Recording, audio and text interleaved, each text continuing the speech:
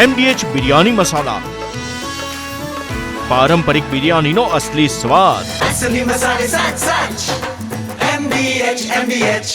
તો મહાયુતિના મહાવિજય પર અમારી સાથે ચર્ચા કરવા માટે તમામ ગેસ્ટ અત્યારે જોડાઈ ગયા છે. પ્રશાંત વાળા ભાજપના નેતા છે, સાથે જ અમારી સાથે સ્ટુડિયોમાં છે રાજકીય વિશ્લેષક અજય ઉમટ, મુંબઈ સમાચારના તંત્રી મુંબઈથી અમારી સાથે જોડાયા છે નિલેશ દવે, અને સાથે જ છે કોંગ્રેસના નેતા હિરેન જોશી. સૌપ્રથમ સવાલ મારો પ્રશાંતભાઈ તમને છે કે સૌથી ધનાઢ્ય કોર્પોરેશન એશિયાની દેશની આર્થિક રાજધાની મુંબઈમાં બીએમસીમાં 3 દાયકા પછી શિવસેનાએ સત્તાથી તેનો નિકાલ થયો છે અને ભાજપે એક ઐતિહાસિક જીત મેળવી છે.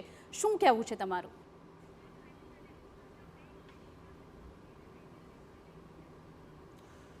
જી ચોક્કસ, ખૂબ મોટી ઐતિહાસિક જીત છે. મુંબઈ આપણને સૌને ખબર છે કે મુંબઈ એ ભારતની આર્થિક રાજધાની છે. એટલે જ્યારે મુંબઈ મહાનગરપાલિકાનું ઇલેક્શન હોય ત્યારે આખા દેશની નજર એ ચૂંટણી પર, ઇલેક્શનના રિઝલ્ટ પર હોય છે. તો 30 વર્ષ પછી પ્રથમ વખત જ્યારે મુંબઈમાં ભારતીય જનતા પાર્ટીનો ભવ્ય વિજય થયો છે ત્યારે આ જીતને હું ઐતિહાસિક જીત ગણાવું છું.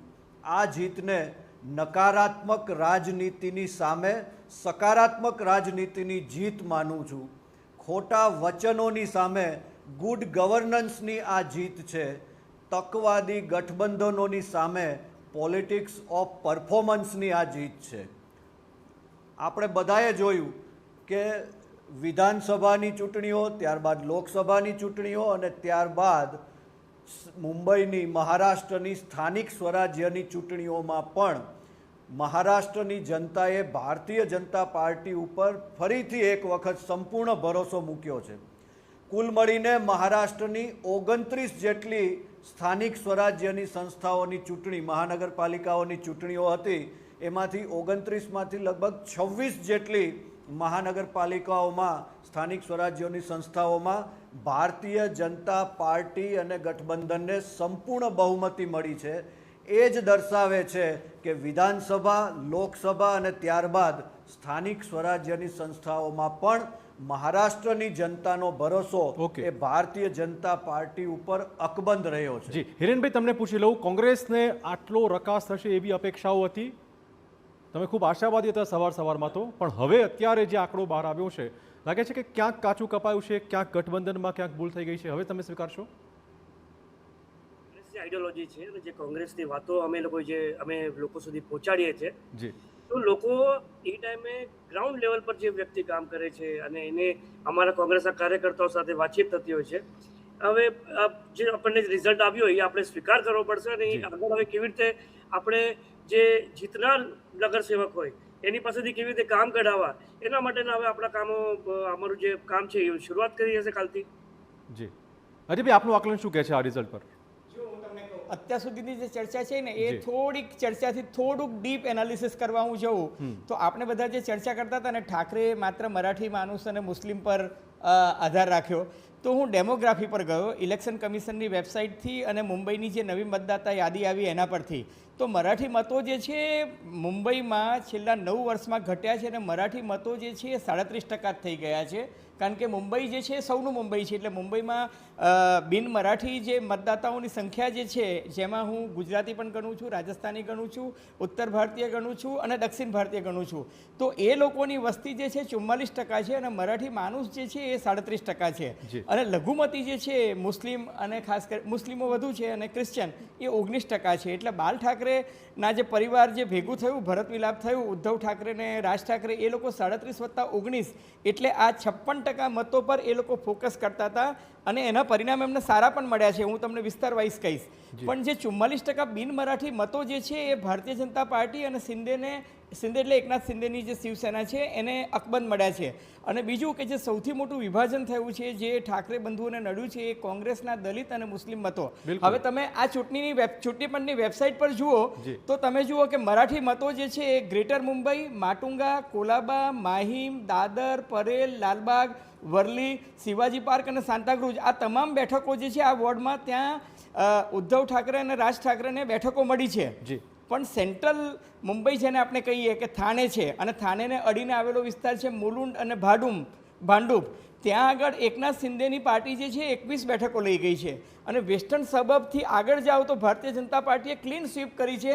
જ્યાં ગુજરાતીઓ વધારે છે, બોરીવલી છે, કાંદીવલી છે, ત્યાંથી દહીસરનો પટ્ટો હોય એ જુઓ, અથવા તો જ્યાં સાઉથ ઇન્ડિયનની વસ્તી છે ને નોર્થ ઇન્ડિયનની વસ્તી છે ત્યાં જી બિલકુલ સંપૂર્ણપણે અજયભાઈ, ભાજપ આપણે મળી છે. આ આંકડા ઉપર આ ખૂબ જ રસપ્રદ આંકડાઓ છે જેના ઉપર આપણે વધુ ચર્ચા કરીશું, પણ પહેલા એક વખત પ્રશ્ન મારો છે નિલેશભાઈને. નિલેશભાઈ, આપણે જે રીતે જોયું છે તમામ જગ્યાઓ પર, ખાસ કરીને મુંબઈમાં તો બીજેપીની ક્લીન સ્વીપ છે જ, પણ ઓવરઓલ મહારાષ્ટ્રના કોર્પોરેશન્સની જો વાત કરીએ તો અત્યારે જે તમામ વલણ સામે છે, સ્પષ્ટ છે કે ભાજપ એક એવી પાર્ટી તરીકે ઉભરી છે. કેટલા એવા કોર્પોરેશન્સ છે જ્યાં ભાજપે પોતાના અલાયન્સ એટલે કે શિવસેનાથી પણ વધુ સીટો મેળવી છે. આ કઈ રીતે તમે જોવો છો ભાજપની આ જીતને? પણ સમગ્ર મહારાષ્ટ્રમાં ભાજપ સૌથી મોટો પક્ષ સાબિત થઈ ચૂક્યો છે. આ પરિણામ બાદ વિધાનસભામાં પણ ભાજપ સૌથી મોટો પક્ષ સાબિત થયો હતો અને આ વખતેના પરિણામે આના પર મોહર લગાડી દીધી છે. 26માંથી જે 29 મહાનગરપાલિકાઓની ટોટલ ચૂંટણી હતી એમાંથી 26 ઉપર ભારતીય જનતા પાર્ટી અને સાથી પક્ષોનો વિજય થયો છે. એમાંથી લગભગ 16 જેટલી પાલિકા એવી છે કે જેમાં ભારતીય જનતા પાર્ટીના ગઠબંધનની જરૂરત નથી. પોતાના એકલાના દમ પર પોતાનો મેયર બેસાડી શકે એવી પરિસ્થિતિ ભારતીય જનતા પાર્ટી ઊભી કરી દીધી છે, જે એના માટે બહુ સુખદ છે. જેના નેતાઓ માંગતા હશે આટલી બધી જીત અને આટલો બધો વિશ્વાસ સાથેનો વલણ એ ભારતીય જનતા પાર્ટીના મહારાષ્ટ્રના કાર્યકર્તાઓએ કરી દેખાડ્યું છે. એને બિરદાવવા જ રહ્યા, કેમ કે 16 મહાનગરપાલિકા ઉપર એકલા પોતાના દમ પર ભારતીય જનતા પાર્ટી પોતાનો મેયર બેસાડી શકે એવી પરિસ્થિતિ ઊભી થઈ છે. આનું વિશ્લેષણ તમે કરો તો આવનારા સમયમાં આની સૌથી મોટામાં મોટી અસર અજીત પવાર અને એકનાથ શિંદેને થશે, કેમ કે એ બંનેના પરફોર્મન્સ વિધાનસભાના ઇલેક્શન વખતે જે રિઝલ્ટ આવ્યા છે એની સામે ખૂબ જ નબળા છે. એકનાથ શિંદે અને અજીત પવારની બંનેના પક્ષોના પરફોર્મન્સ તમે જોશો તો ખૂબ જ નબળા છે. એની સામે ભારતીય જનતા પાર્ટીનો મોટો ઉદય થયો છે.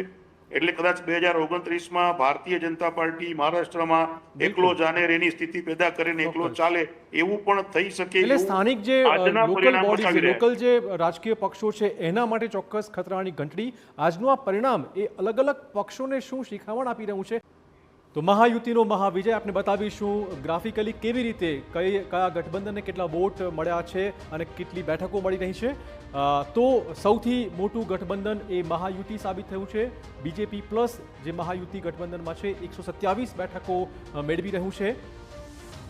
ખાસ કરીને કોંગ્રેસ જે છે 15 બેઠકો પર આગળ ચાલી રહ્યું છે. યુબીટી જેનો રકાસ કહી શકાય 73 બેઠકો પર આ ગઠબંધન આગળ.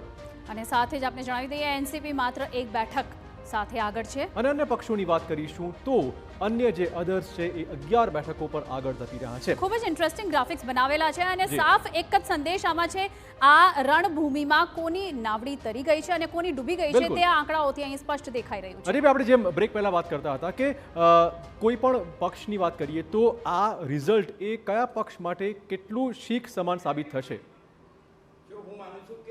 ઉદ્ધવ ઠાકરે, રાજ ઠાકરેનું પોલિટિક્સ જે છે એ હવે માતોશ્રી પૂરતું સમેટાઈ ગયું અને મુંબઈ મહાનગરપાલિકાનો એમનો જે છેલ્લો કિલ્લો હતો સત્તા રૂપે એ છેલ્લો કિલ્લો પણ જે છે ધ્વંસ થઈ ગયો.